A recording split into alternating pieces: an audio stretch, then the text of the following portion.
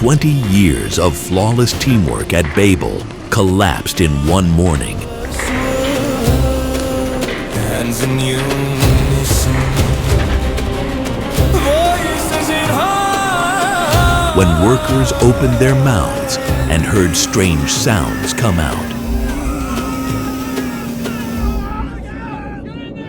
But one morning, Genesis 11 describes all humanity speaking one language under Nimrod, voices turned strange, building with baked brick and tar, shattered, unity broken, Babel falls to confusion. no miscommunication, no delays, thousands passing bricks hand to hand without a single question. Then God saw their flawless unity and acted.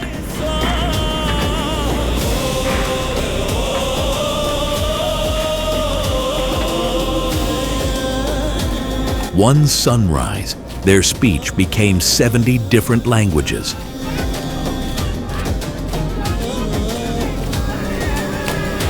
Workers shouted orders, heard sounds they'd never heard before. Construction stopped. Groups scattered. Babel, The abandoned tower crumbled for decades under wind and storms. We'll reveal why God used language confusion instead of destruction, and broke their unity before they accomplished what would make them independent from God forever.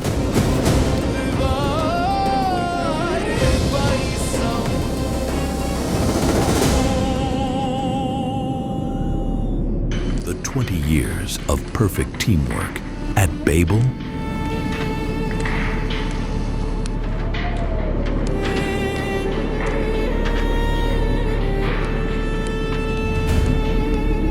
It started with one man and one frightened crowd.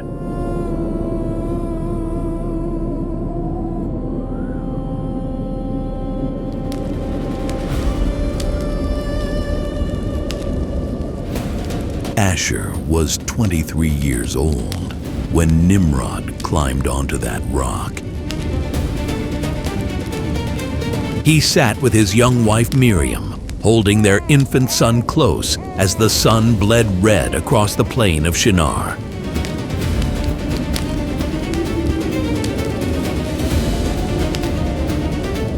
Around them, thousands of families huddled in camps, all speaking the same language, all understanding every word perfectly.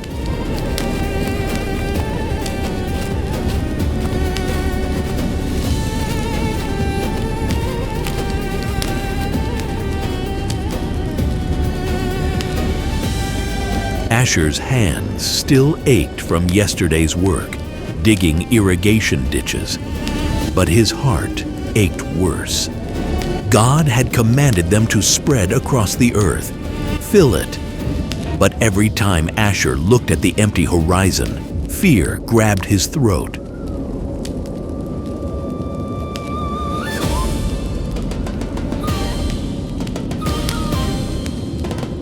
What if his family wandered too far and got lost? What if they never found their way back? What if another flood came while they were scattered and alone?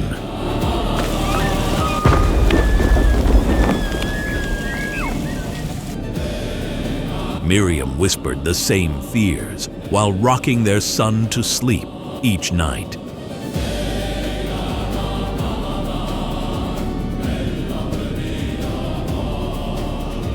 Around them, thousands of families shared the same terror.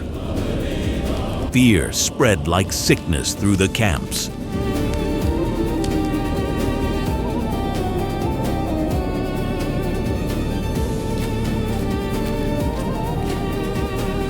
Then Nimrod stood, tall, broad-shouldered, scars on his arms from killing lions with his bare hands. When he spoke, even the wind seemed to stop and listen.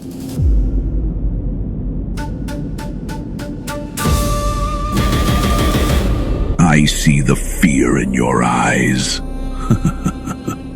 You're terrified of being scattered across this empty earth like seeds in the wind. But what if we built something that made scattering impossible? A city with walls so thick that floods can't touch them. A tower so tall that you could see it from 100 miles away. Your children could wander for days and still find their way home.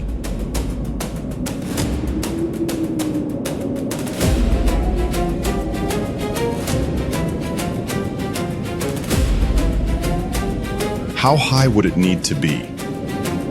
High enough to touch the clouds. High enough that if God sends water again, we climb above it.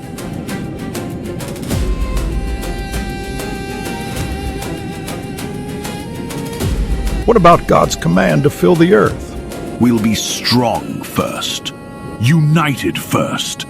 Then we'll spread when we're ready, not scattered like frightened sheep. Our names will echo for 1,000 years. People will point at our tower and say, "Look what humans can do."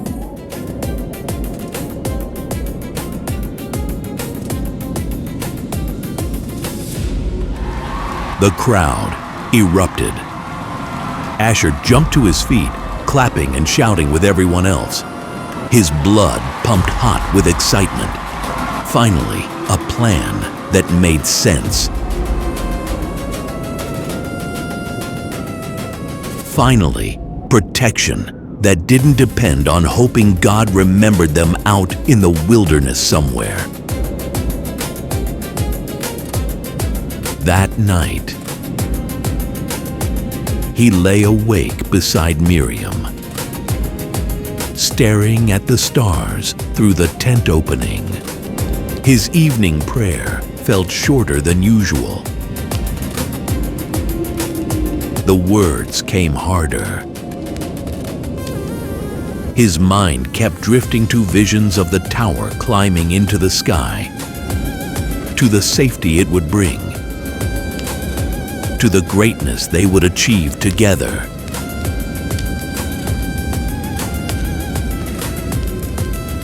Within days, families gathered clay and started molding bricks.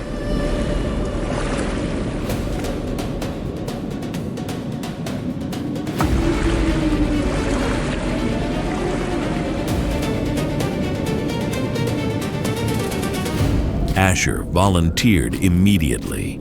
He wanted to be part of something great, something that proved they didn't need to be afraid anymore, something that proved they could protect themselves. The project began as a shelter from fear.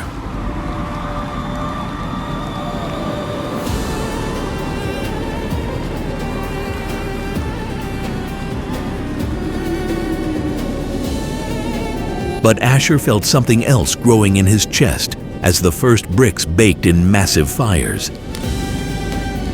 As smoke rose thick into the air,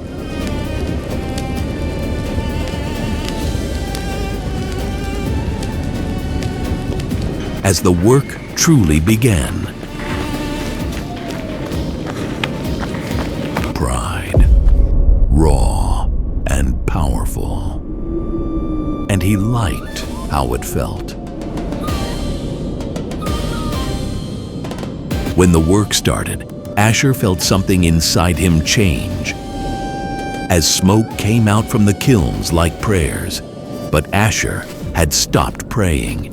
He was too busy building.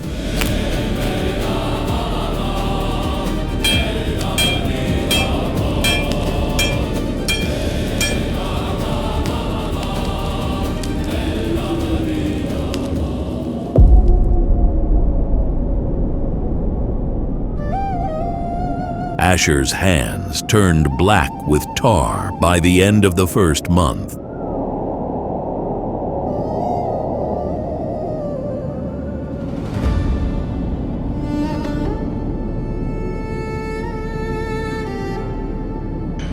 He worked the brick lines, passing bricks hand to hand with hundreds of other men.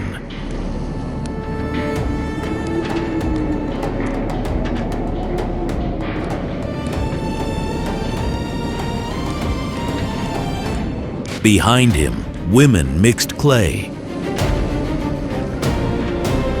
In front of him, builders spread thick bitumen between each brick. The tar hardened like rock. These walls wouldn't break, wouldn't crack, wouldn't fail. The tower climbed 20 feet in the first month, 50 feet in 3 months. At first, Asher thanked God every evening for the strength to work.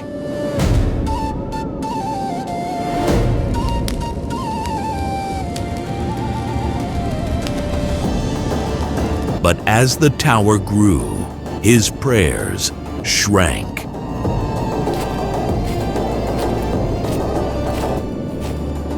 "100 feet. 200 feet.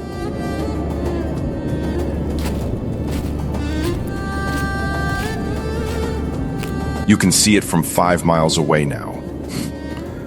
Travelers stop just to stare at what we're building. 5 miles today, 10 miles next week. My grandfather told stories about Noah's Ark, but this is bigger than the Ark ever was. The Ark saved 8 people. Our tower saves everyone. Forever. The words felt good in Asher's mouth, felt true, felt powerful. 300 feet.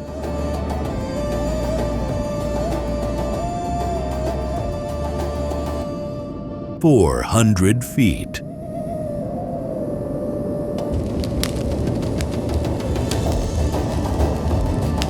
One evening, Miriam watched him eat dinner in silence.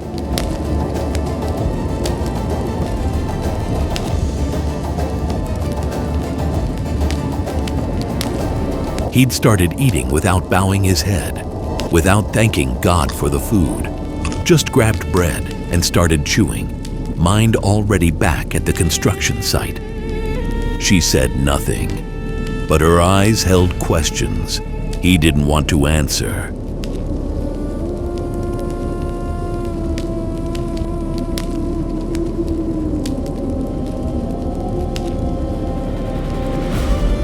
"500 feet. 600 feet.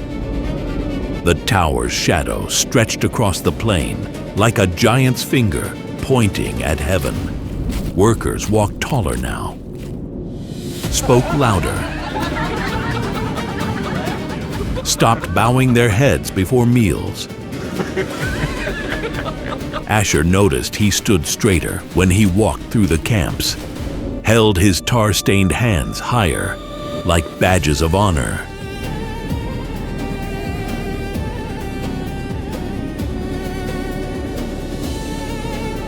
Look at what we built!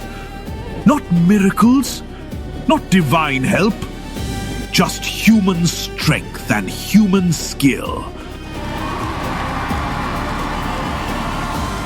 Our tower, our glory, our strength.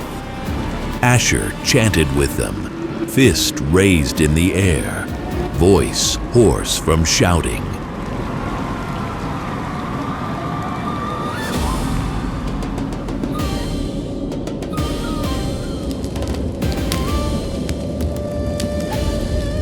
That night, Miriam tried again.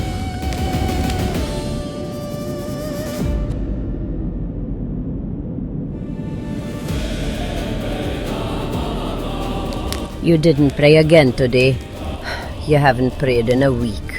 I'm tired, Miriam. I laid 800 bricks today. My hands are bleeding. My back screams every morning. That doesn't explain why you stopped thanking God. Why should I thank him? He didn't lay these bricks. I did. This tower is mine. Ours, not his. The words hung in the air between them. Miriam's face went pale. She opened her mouth to respond, then closed it, turned away, said nothing more. Asher rolled over and went to sleep, too exhausted to care about the fear in his wife's eyes. Miriam stayed awake, staring at the tent ceiling, whispering prayers her husband no longer spoke.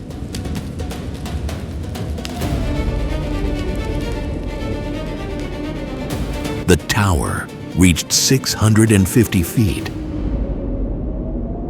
Workers believed they'd reach 700 within days. Some talked about going even higher, about building until they could actually step into heaven itself. They believed nothing could stop them now. Tomorrow morning, they'd learn differently. Asher slept deeply that night, dreaming of the day the tower touched the clouds. He didn't know those dreams would turn to nightmares by sunrise.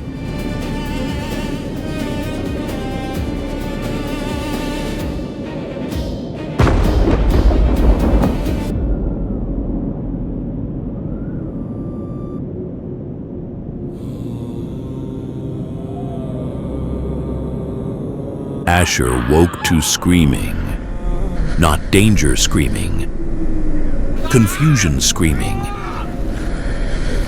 panic screaming.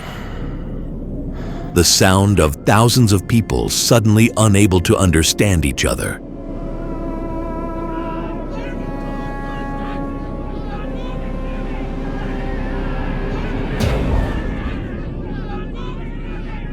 The morning, everything changed.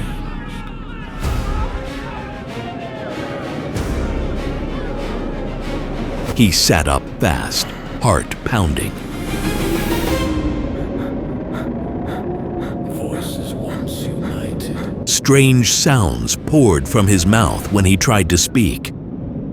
begun. Words he'd never heard before.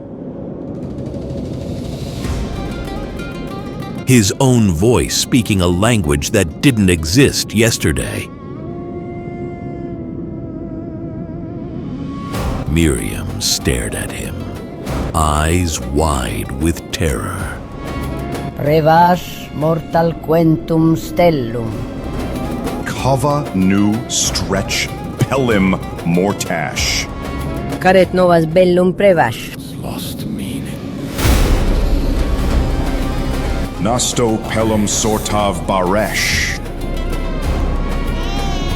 Their infant son wailed between them, sensing his parents' terror, even though he understood neither of them. Tongues twisted. Asher ran outside. Unity shattered.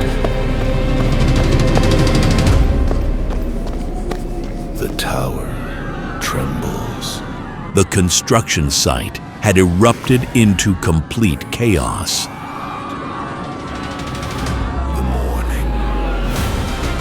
The foreman stood on the third level, shouting orders that came out as gibberish.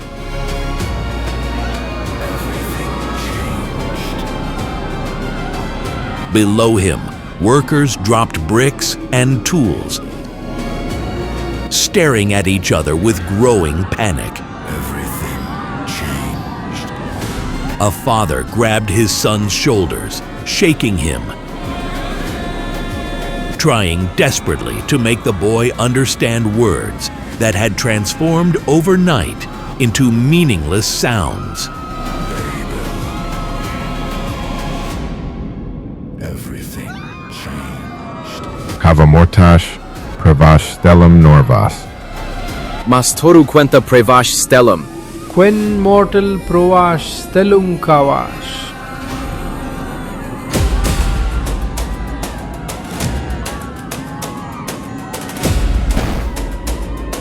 Asher grabbed the nearest worker, a man he'd worked beside for 6 months.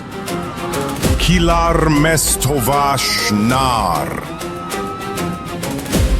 The worker backed away, terrified, shouting in yet another language Asher had never heard. Tools crashed to the ground, bricks tumbled from hands.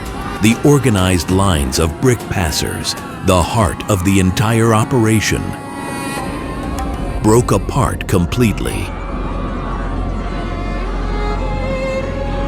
Men shouted warnings about falling debris in languages their partners couldn't understand.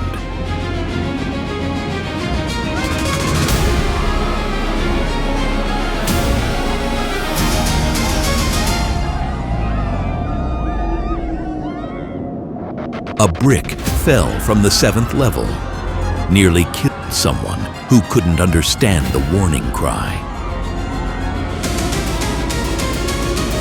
Asher stumbled through the chaos, searching desperately for anyone who could understand his new language.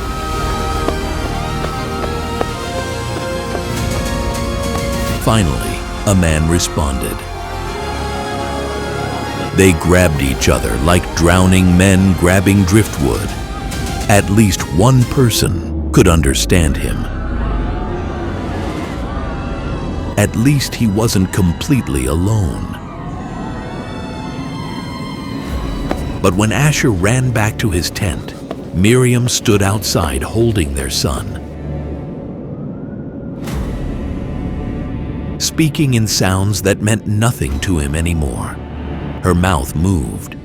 Sounds came out, but they might as well have been wind for all the meaning they carried. He reached for her. She pulled back, fear and confusion written across her face. The confusion had turned them into strangers. The tower that took 20 years to build stopped growing in a single morning. No more bricks passing hand to hand. No more unified purpose. No more perfect understanding. God had scattered their language.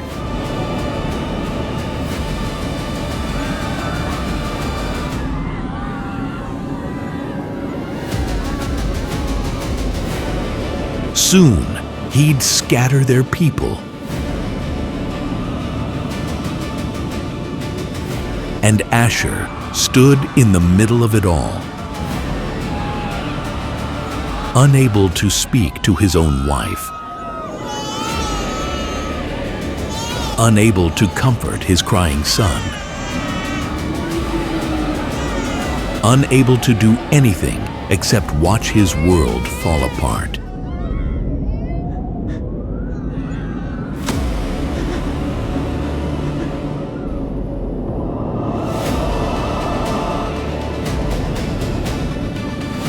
By evening, groups were forming. People gathering with others who spoke the same new language.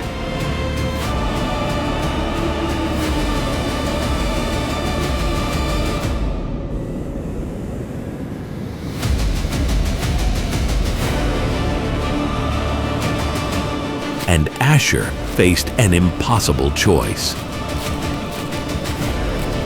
What happens when you have to choose between survival and the people you love?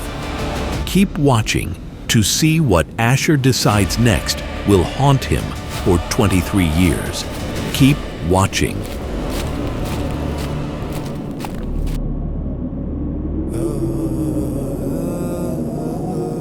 For 3 days, Asher tried everything to communicate with Miriam. Hand signals, drawings in the dirt, pointing at objects and saying words, hoping she'd learn his new language or he'd learn hers. Nothing worked.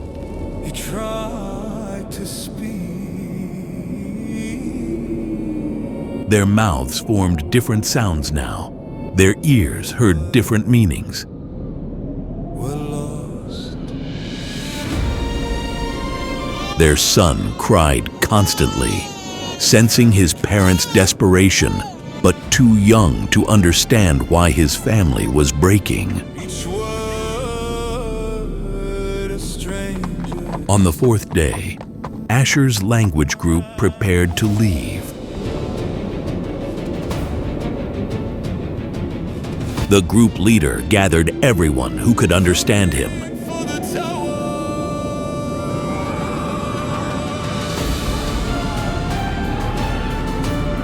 About 200 people,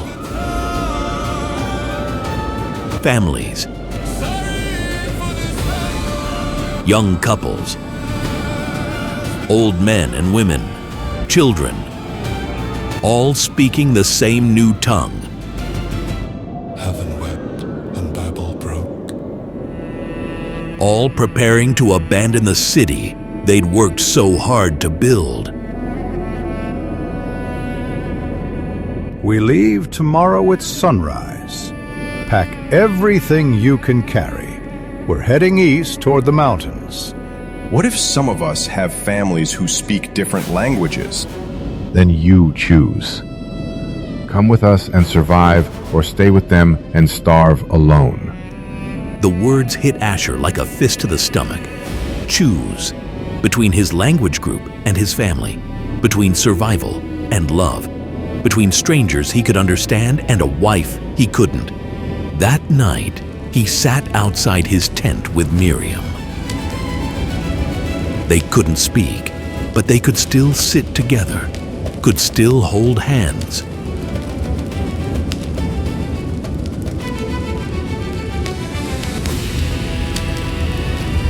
Could still watch their son sleep between them. Miriam looked at him with questions in her eyes. Questions about tomorrow. Questions about what he would choose. Questions he couldn't answer because the words wouldn't bridge the gap between them anymore. An old woman from Miriam's language group approached, speaking to her in sounds Asher couldn't understand. Miriam nodded. Tears ran down her face. She understood what was coming. Asher spoke anyway, knowing she couldn't understand but needing to say the words. His voice broke as he told her he was sorry. Sorry for building the cursed tower. Sorry for stopping his prayers. Sorry for the pride that brought God's judgment down on all of them. Sorry for everything. Miriam touched his face gently. She didn't understand his words, but she understood his tears.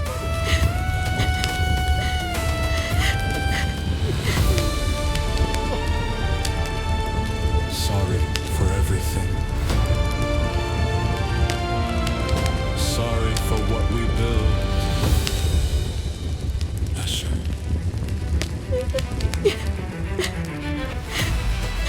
The next morning, Asher's group gathered at the eastern edge of the city. Miriam's group gathered at the southern edge. Asher held his son one last time, kissing his forehead. The boy looked up at him with wide, confused eyes, too young to understand, old enough to remember someday that his father left. Prevaš norvas stellum, caret bellum mortaš provaš. I'll find you again somehow. I promise.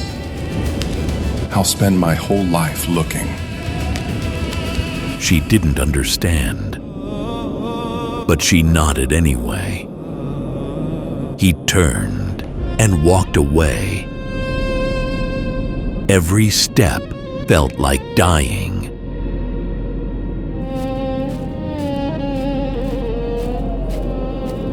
When he looked back one last time, Miriam stood holding their son, both of them getting smaller in the distance. Then his group turned a corner and they disappeared from sight. Around him, hundreds of similar goodbyes happened. Families torn apart, brothers separated, friends made into strangers.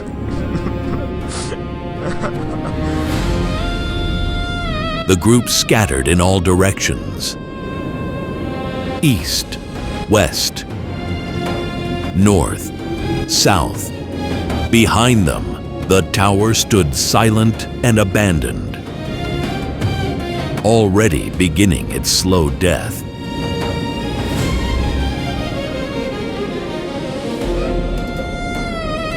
"20 years later, the tower was barely recognizable. But Asher never stopped looking west, wondering if Miriam and his son were looking east.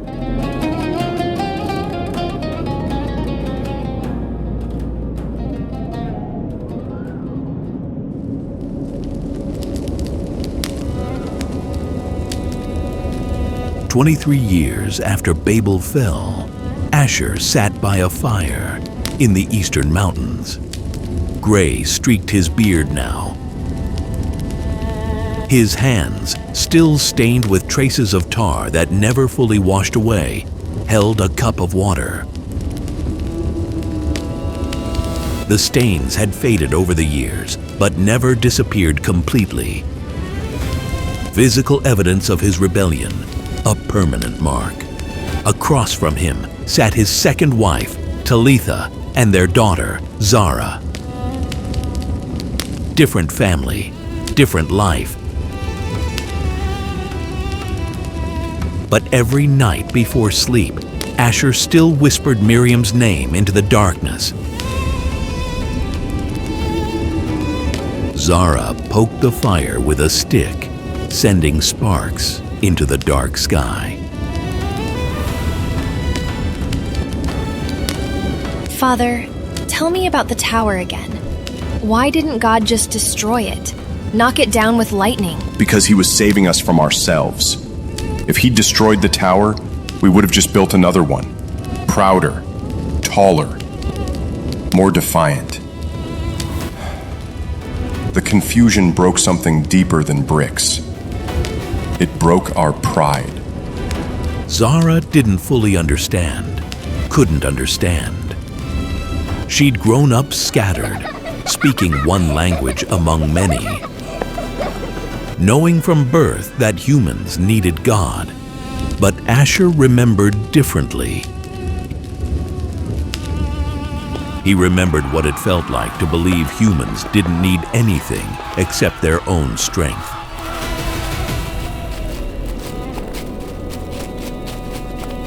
Remembered laying bricks with hands that bled. Remembered the pride that swelled in his chest as the tower climbed higher. Remembered the prayers that died on his lips because he believed his own hands were stronger than God's promises. The confusion taught him differently. In this new land, survival depended on God. Rain came when he sent it, not when Asher built tall enough to reach it. Food grew when God blessed the soil, not when human skill demanded it. Protection came from his mercy, not from walls they constructed.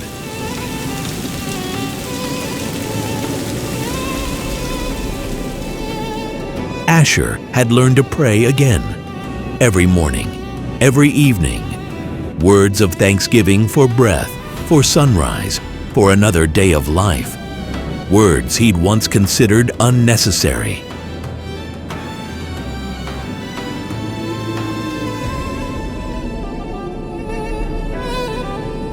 The tar stains on his hands reminded him daily of what pride cost.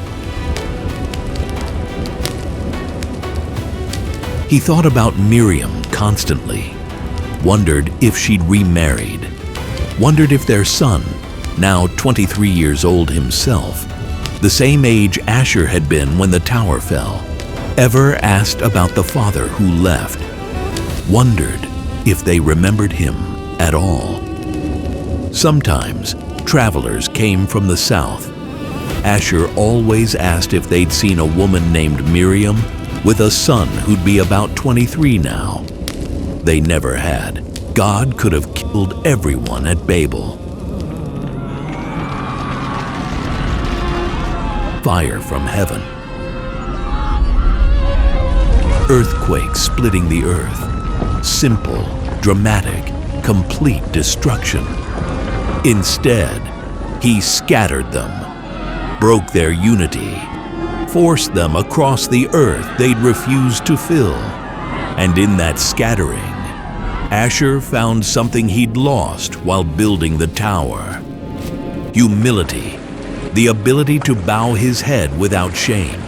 Dependence, the willingness to ask for help instead of providing it himself. Faith, the trust that God's plans were better than his own, even when they hurt.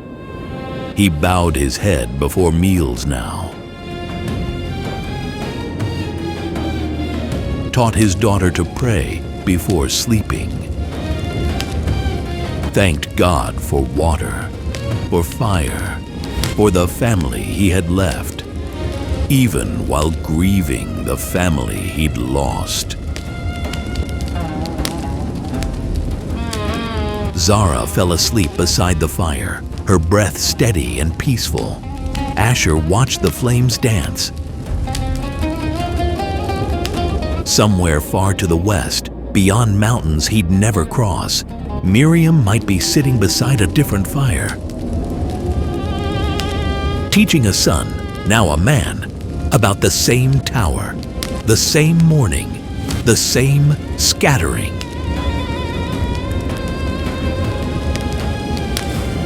Asher looked down at his hands. The tar stains caught the firelight. After 23 years, they still wouldn't wash away. Some marks never do. Asher's tar-stained hands taught him one truth. Walls built from pride always fall. But now, another generation faces different walls. Walls 40 feet thick protecting a city that can't be beaten. God doesn't confuse language this time. He commands something stranger, silence. Walk in circles for 6 days. Say nothing. On day 7, circle 7 times, then shout once.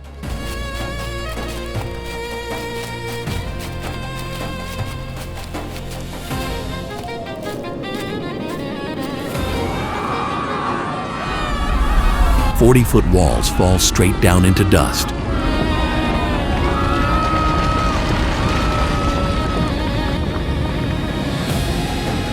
Click on the video being displayed on your screen to watch impossible walls collapse.